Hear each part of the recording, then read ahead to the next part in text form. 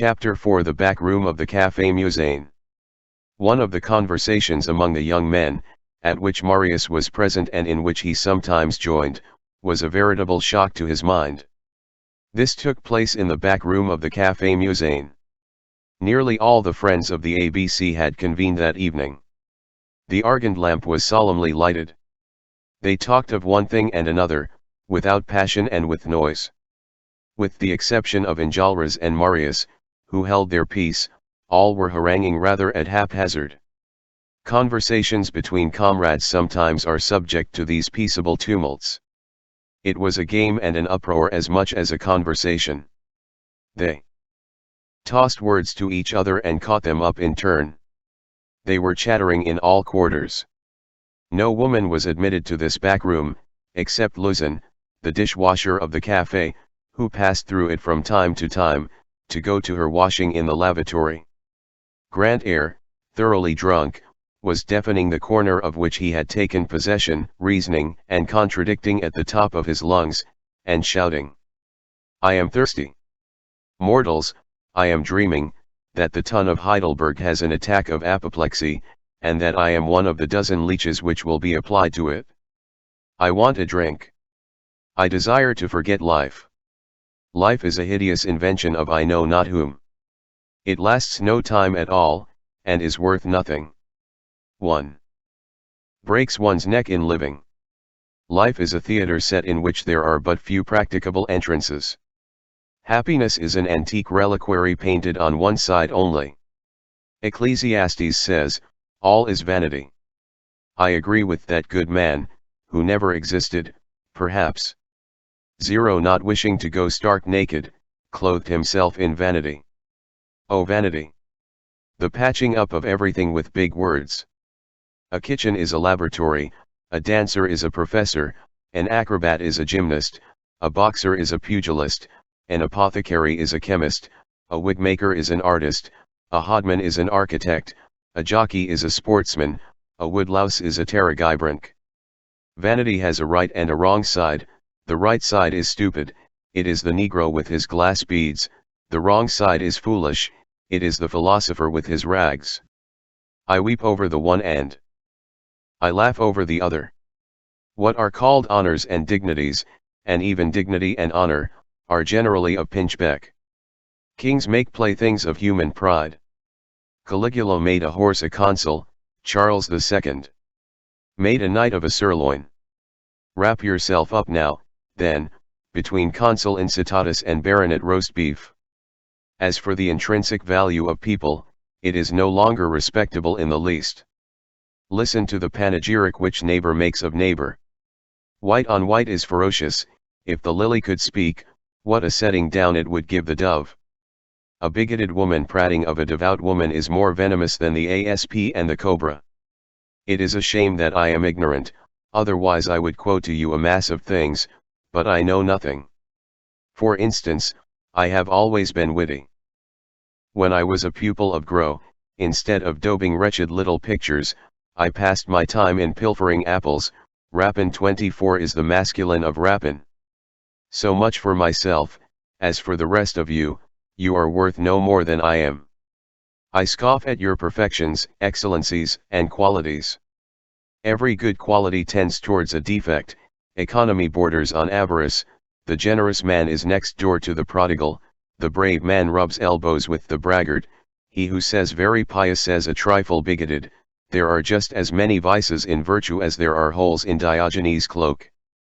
Whom do you admire, the slain or the slayer, Caesar or Brutus? Generally men are in favor of the slayer. Long live Brutus, he has slain. There lies the virtue. Virtue, granted, but madness also. There are queer spots on those great men. The Brutus who killed Caesar was in love with the statue of a little boy. This statue was from the hand of the Greek sculptor Strongylion, who also carved that figure of an Amazon known as the Beautiful Leg, Eucnemos, which Nero carried with him in his travels. This Strongylion left but 2 statues which placed Nero and Brutus in accord. Brutus was in love with the one, Nero with the other. All history is nothing but wearisome repetition. One century is the plagiarist of the other. The Battle of Marengo copies the Battle of Padna, the Tolbiac of Clovis and the Austerlitz of Napoleon are as like each other as two drops of water. I don't attach much importance to victory. Nothing is so stupid as to conquer, true glory lies in convincing. But try to prove something. If you are content with success, what mediocrity, and with conquering, what wretchedness. Alas, vanity and cowardice everywhere. Everything obeys success, even grammar. Si volet usus, says Horace. Therefore I disdain the human race. Shall we descend to the party at all? Do you wish me to begin admiring the peoples? What people, if you please? Shall it be Greece? The Athenians, those Parisians of days gone by, slough Phocion, as we might say Coligny, and fawned upon tyrants to such an extent that Anicephorus said of Pisistratus, his urine attracts the bees. The most prominent man in Greece for 50 years was that grammarian Philetas, who was so small and so thin that he was obliged to load his shoes with lead in order not to be blown away by the wind. There stood on the great square in Corinth a statue carved by Silanion and catalogued by Pliny. This statue represented Episthats. What did Episthats do? He invented a trip. That sums up Greece and glory. Let us pass on to others. Shall I admire England? Shall I admire France? France. Why? Because of Paris? I have just told you my opinion of Athens. England. Why? Because of London? I hate Carthage. And then, London, the metropolis of luxury, is the headquarters of wretchedness. There are 100 deaths a year of hunger in the parish of Charing Cross alone. Such is Albion. I add, as the climax, that I have seen an Englishwoman dancing in a wreath of roses and blue spectacles. A fig then for England. If I do not admire John Bull, shall I admire brother Jonathan? I have but little taste for that slave-holding brother. Take away time is money, what remains of England? Take away cotton is king, what remains of America? Germany is the lymph, Italy is the bile. Shall we go into ecstasies over Russia? Voltaire admired it. He also admired China. I admit that Russia has its beauties, among others, a stout despotism, but I pity the despots. Their health is delicate. A decapitated Alexis, a poignarded Peter, a strangled Paul, another Paul crushed flat with kicks, divers Ivans strangled, with their throats cut, numerous Nicholases and Basils poisoned. All this indicates that the palace of the emperors of Russia is in a condition of flagrant insalubrity. All civilized peoples offer this detail to the admiration of the thinker. War, now, war, civilized war, exhausts and sums up all the forms of ruffianism, from the brigandage of the Tribuceros in the gorges of Mont Jaxa to the marauding of the Comanche Indians in the Doubtful Pass. But, you will say to me, but Europe is certainly better than Asia. I admit that Asia is a farce, but I do not precisely see what you find to laugh at in the Grand Lama, you peoples of the West, who have mingled with your fashions and your elegances all the complicated filth of majesty, from the dirty chemise of Queen Isabella to the chamber chair of the Dauphin. Gentlemen of the human race, I tell you, not a bit of it. It is at Brussels that the most beer is consumed, at Stockholm the most brandy, at Madrid the most chocolate, at Amsterdam the most gin, at London the most wine, at Constantinople the most coffee, at Paris the most absinthe. There are all the useful notions. Paris carries the day, in short. In Paris, even the rag-pickers are sybarites. Diogenes would have loved to be a rag-picker of the Place Maubert better than to be a philosopher at the Piraeus. Learn this in addition, the wine shops of the rag-pickers are called bibines, the most celebrated are the saucepan and the slaughter-house. Hence, tea gardens, goguettes, cabolots, buyubis, mastroquets, bastringues, mainzinguis, bibines of the rag-pickers, caravanseries of the caliphs. I certify to you, I am a voluptuary, I eat at Richard's at 40 sous a head, I must have Persian carpets. To roll naked Cleopatra in. Where is Cleopatra? Ah. So it is you, Lausanne. Good day. Thus did Grand Air, more than intoxicated, launch into speech, catching at the dishwasher in her passage, from his corner in the back room of the Café Musain. Bossuet, extending his hand towards him, tried to impose silence on him, and Grand Air began again worse than ever. Aigle de mots, down with your paws. You produce on me no effect with your gesture of Hippocrates refusing Artaxerxes' bric-a-brac. I excuse you from the task of soothing me. Moreover, I am sad. What do you wish me to say to you? Man is evil, man is deformed, the butterfly is a success, man is a failure. God made a mistake with that animal. A crowd offers a choice of ugliness. The first comber is a wretch, femme-woman rhymes with infame, infamous.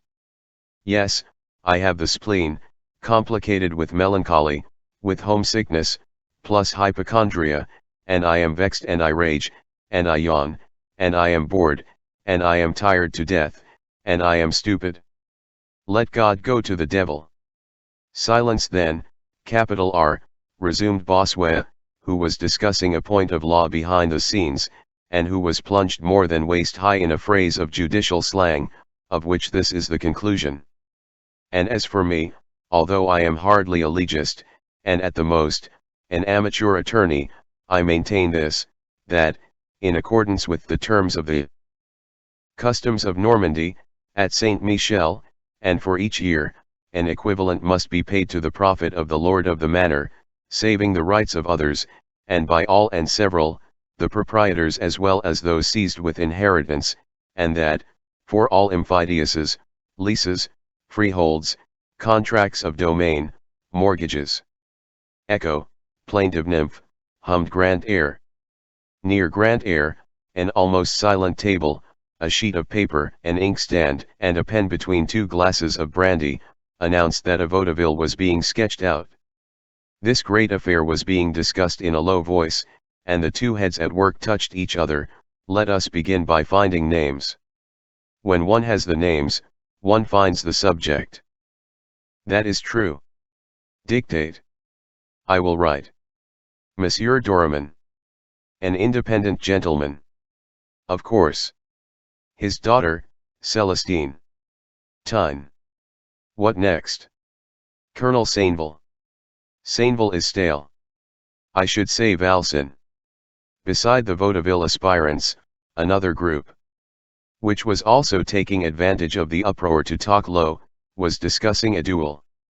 An old fellow of 30 was counseling a young one of 18, and explaining to him what sort of an adversary he had to deal with. The deuce. Look out for yourself.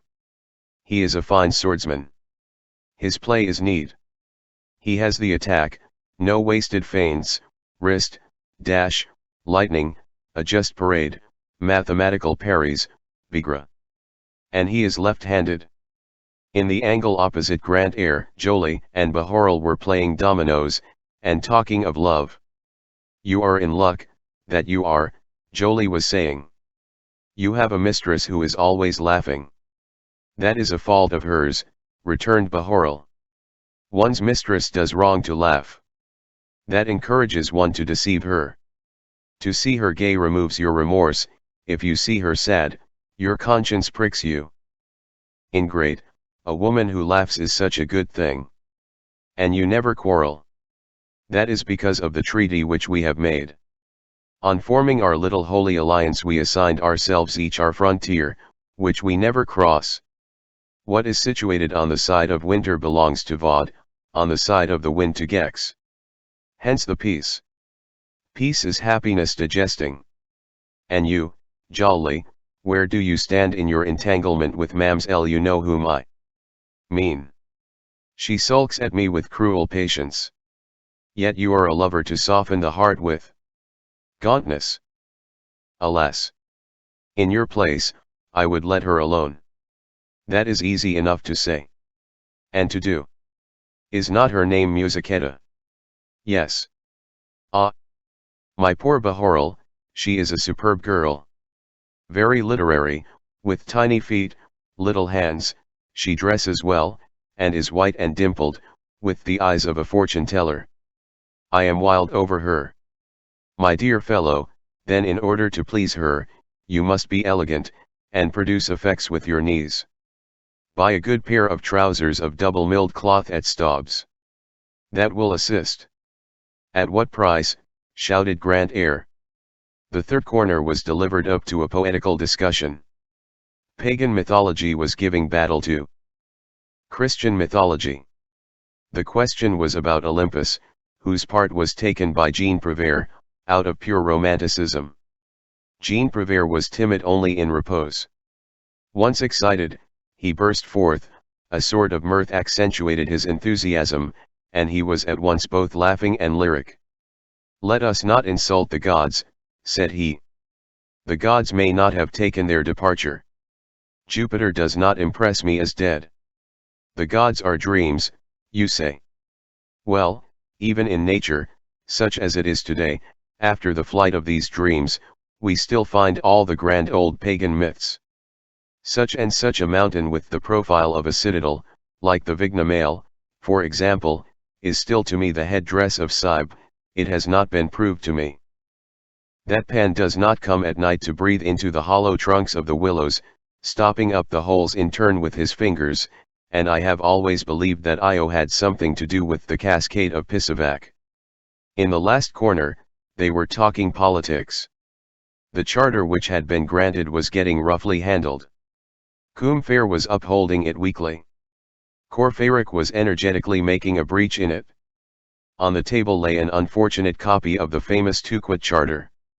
Courfeyrac had seized it, and was brandishing it, mingling with his arguments the rattling of this sheet of paper. In the first place, I won't have any kings, if it were only from an economical point of view. I don't want any. A king is a parasite. One does not have kings gratis. Listen to this, the dearness of kings. At the death of François I, the national debt of France amounted to an income of 30,000 livres.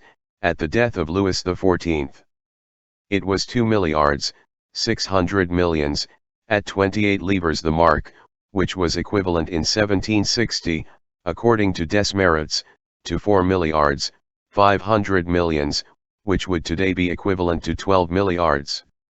In the second place, and no offense to Combeferre, a charter granted is but a poor expedient of civilization. To save the transition, to soften the passage, to deaden the shock, to cause the nation to pass insensibly from the monarchy to democracy by the practice of constitutional fictions, what detestable reasons all those are! No. No. Let us never enlighten the people with false daylight. Principles dwindle and pale in your constitutional cellar. No illegitimacy, no compromise, no grant from the king to the people. In all such grants there is an Article 14. By the side of the hand which gives there is the claw which snatches back. I refuse your charter point blank. A charter is a mask, the lie lurks beneath it. A people which accepts a charter abdicates. The law is only the law when entire. No. No charter. It was winter, a couple of faggots were crackling in the fireplace. This was tempting, and Courfeyrac could not resist. He crumpled the poor Touquet Charter in his fist, and flung it in the fire. The paper flashed up. Combeferre watched the masterpiece of Louis XVIII burn philosophically, and contented himself with saying, "The charter metamorphosed into flame."